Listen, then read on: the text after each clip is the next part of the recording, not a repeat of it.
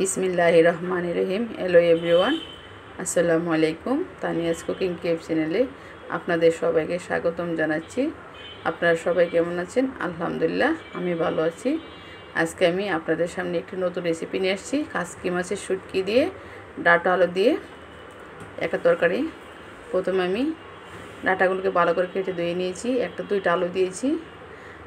এখানে আমি মশলা নিয়েছি 2 চামচ মরিচ গুঁড়ো, 1 চা চামচ হলুদ গুঁড়ো, 1.5 চামচ লবণ, কিছু পেঁয়াজ কুচি আর কিছু রসুন কুচি, আর এখানে কয়েকটা মরিচ কেটে নিয়েছি।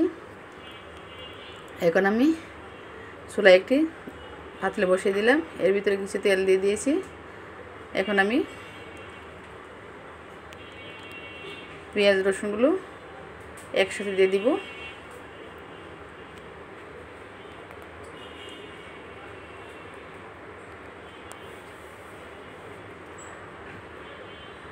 এখন আমার পেঁয়াজ রসুনগুলো দেওয়া হয়েছে, এটাকে আমি বাদামি রঙের করে ভালো করে ভেজে নেব।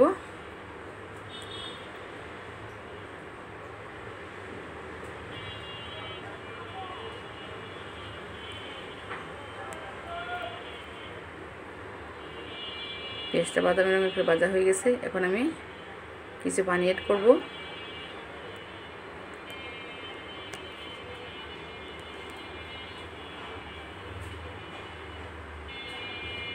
এর ভিতরে আমি মশলাটা দিয়ে দিব।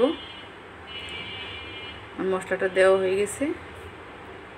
এখন আমি এটাকে ভালো করে কষিয়ে নেব।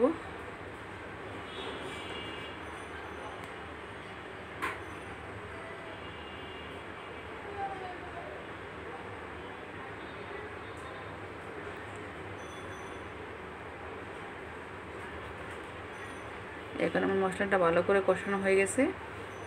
এখন আমি এর ভিতরে কেটে রাখা আলুগুলো দিয়ে দিব।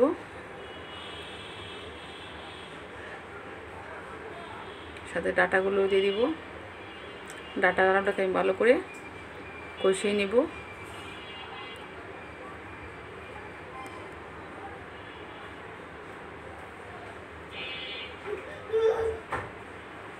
আপনারা চাইলে কাসকি মাছ দিয়ে এভাবে রান্না করতে পারেন।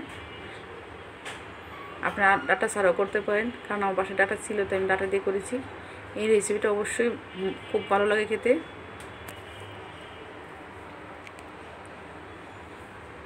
আমার সবজিটা কষানো হয়ে গেছে। এখন এর ভিতরে আমি শুটকিটা দিয়ে দিব।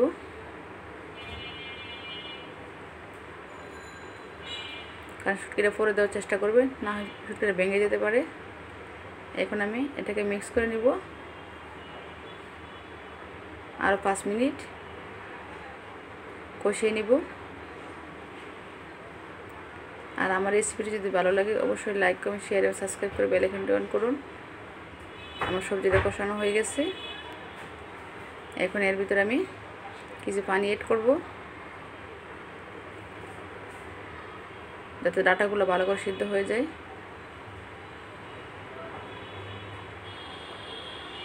এখন এর উপরে কিছু কাঁচামরিচ দিয়ে দিব। আমি একটু জাল জাল করে রান্না করছি। যারা জাল খান আপনারা অবশ্যই জাল দিতে পারেন, আর যারা জাল না খান তারা মরিচের পরিমাণটা কম দিবেন। কারণ শুটকির তরকারি একটু জাল না হলে ভালো লাগে না। আমি শুটকির তরকারিটা অবশ্যই একটু জাল করে খাওয়ার চেষ্টা করি, কারণ আমার কাছে খুবই ভালো লাগে। এখন আমি এটাকে আরও 15 থেকে 20 মিনিট রান্না করব, যাতে ডাঁটাগুলো ভালো করে সিদ্ধ হয়ে যায়। এখন আমি এটাকে ঢেকে দেব।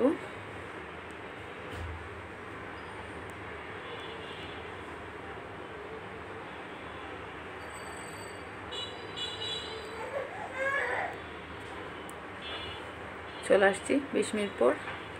আমার তরকারিটা হয়ে গেছে। তরকারিটা খেতে খুবই ভালো লাগে।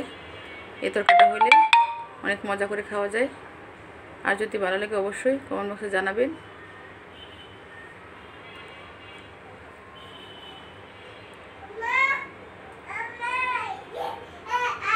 এবার আমি এটাকে নামিয়ে নেব।